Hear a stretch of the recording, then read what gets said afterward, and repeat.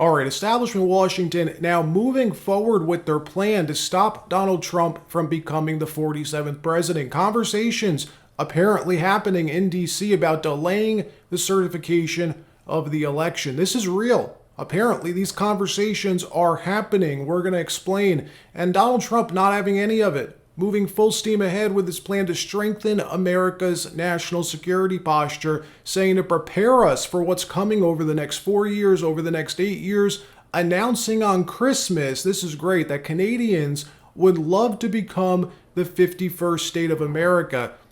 You can imagine their reaction to this. Corporate media, establishment Washington, having a freaking conniption all holiday week long. This is great. We're going to show you. And some good news also out of California. The once golden state, the voters of California, delivering a giant face slap to Governor Newsom, saying, we are done with your uber left-wing policies, your pro-crime policies. Wait till you see this. But before we get started, thank you for liking and sharing these videos. It really helps out the channel. And consider subscribing so you don't miss these regular updates.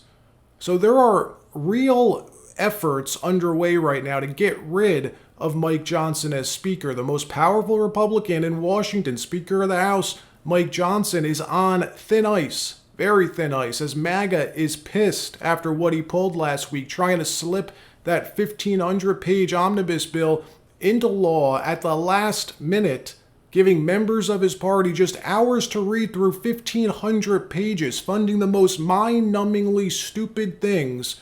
1,500 pages jam-packed with these liberal Christmas presents, a wish list for liberals. We went over the details of it last week. Well, now he's in trouble, and instead of manning up and apologizing, explaining why he did what he did, he's now having people close to him leak discussions to the press that include, if Republicans try ousting me, ousting Johnson, he says, it could delay the election certification, that Donald Trump may not be able to be inaugurated on time on January 20th, that the election results may not be certified on J 6th.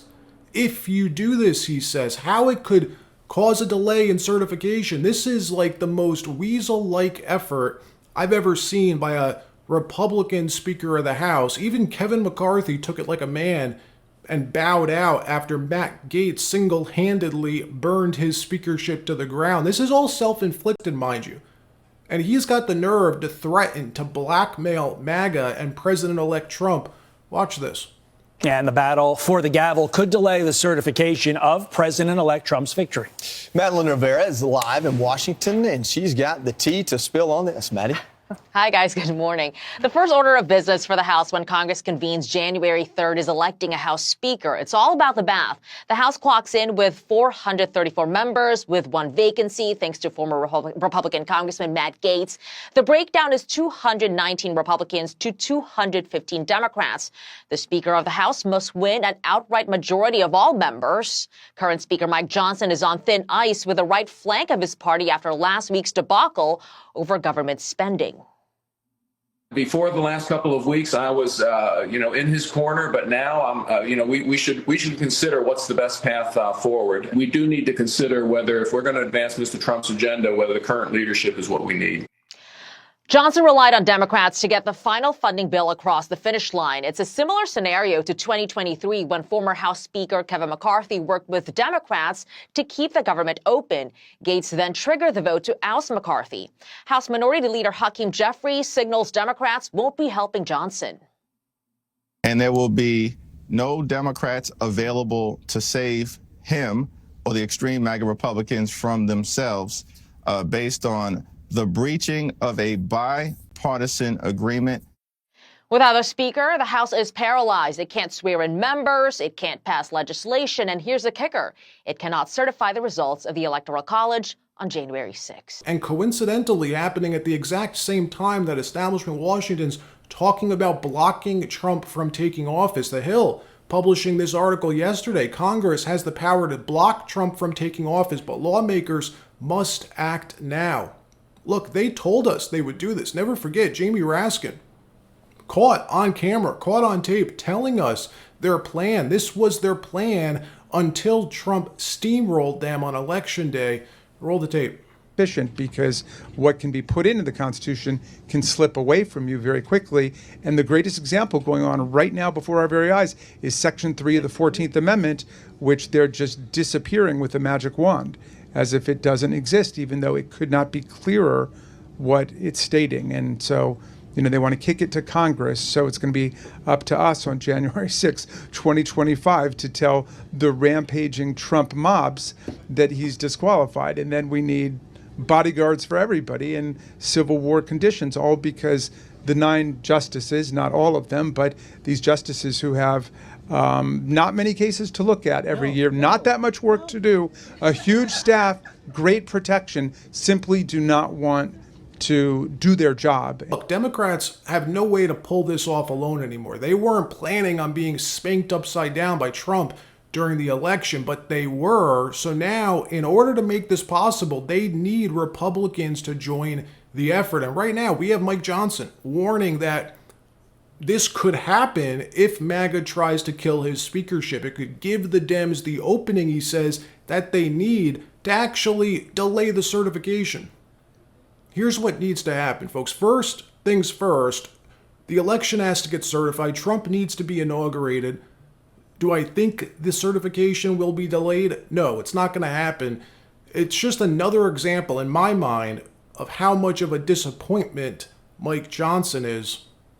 In another story, Donald Trump delivers the most remarkable Merry Christmas message in presidential history, trolling the TDS media, really causing their heads to explode on Christmas, writing this: "Merry Christmas to all, including the wonderful soldiers of China who are lovingly but illegally operating the Panama Canal, where we lost 38,000 people in its building 110 years ago, always making certain that the U.S. puts billions in repair money but will have absolutely nothing to say about anything. Also, to Governor Justin Trudeau of Canada, whose citizens' taxes are far too high, but if Canada was to become our 51st state, their taxes would be cut by more than 60%. Their businesses would immediately double in size and they would be militarily protected like no other country anywhere in the world. Likewise, to the people of Greenland, which is needed by the United States for national security purposes and who want the U.S. to be there, and we will." Trump's back, folks. America is back, and I'm sure you can imagine how triggered corporate media got by this, jumping on this, trying to paint Trump as a tyrant. But what they didn't realize is how many Canadians came out in support of this. Watch. Dear Americans, on behalf of all the Albertans who are ready to join the United States, I do solemnly swear or affirm that I will support and defend the Constitution of the United States against all enemies, foreign and domestic, that I will bear true faith and allegiance to the same, that I take this obligation freely without any mental reservation or purpose of evasion, and that I will well and faithfully discharge the duties of citizenship which I am about to enter. So help me God. Merry Christmas, everyone. Trump just said Merry Christmas as well, and look what he said. He said, Governor Justin Trudeau of Canada, whose citizens are taxed too high, but if Canada was to become our 51st state, their taxes would be cut by more than 60%. Sounds pretty good.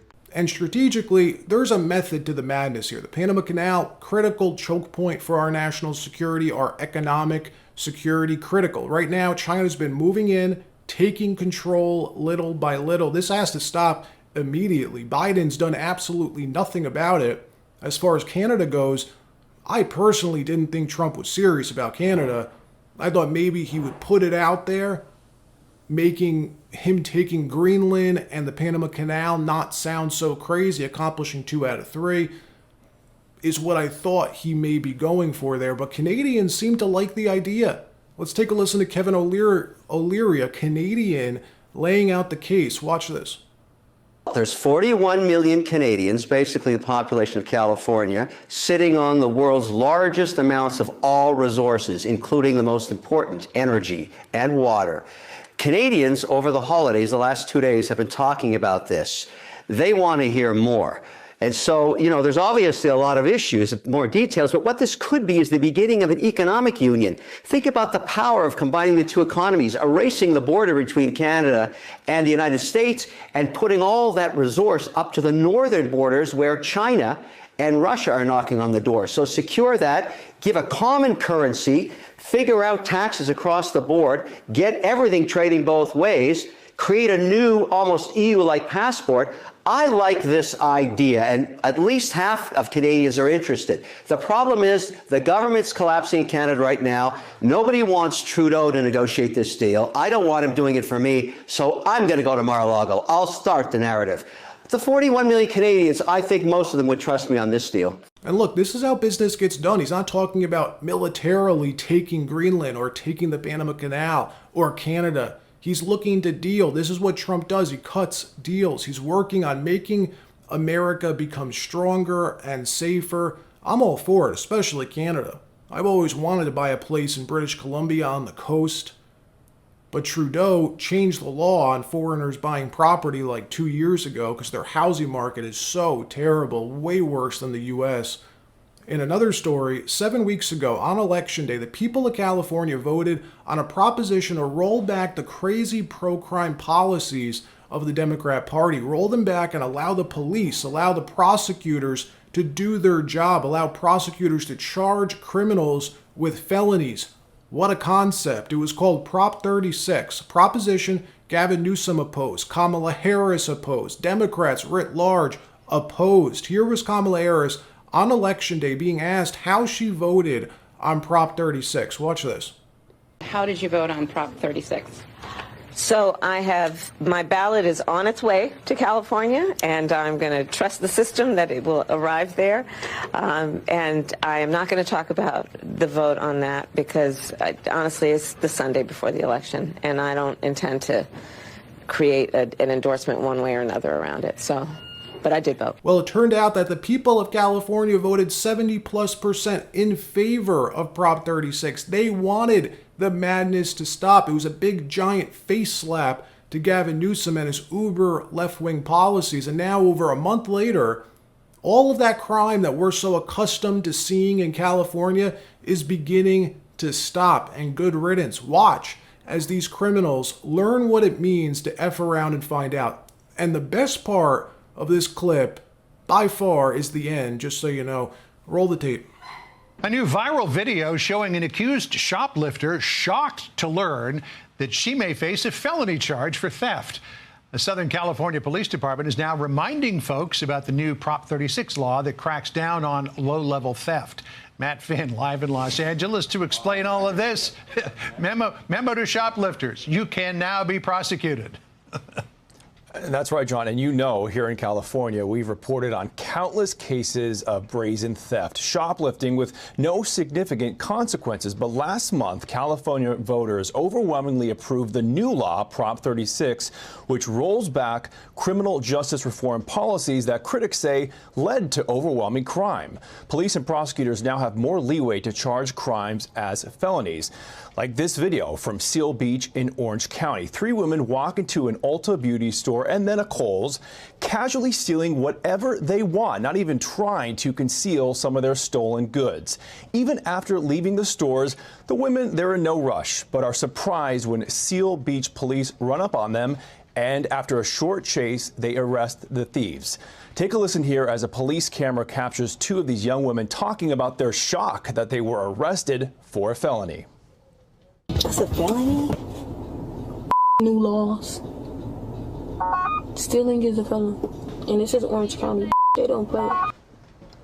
Now, the 3 women were booked into an Orange County jail on charges of grand theft, conspiracy to commit a crime, and resisting arrest. All right, that wraps up this episode. Like, subscribe. We'll see you next time.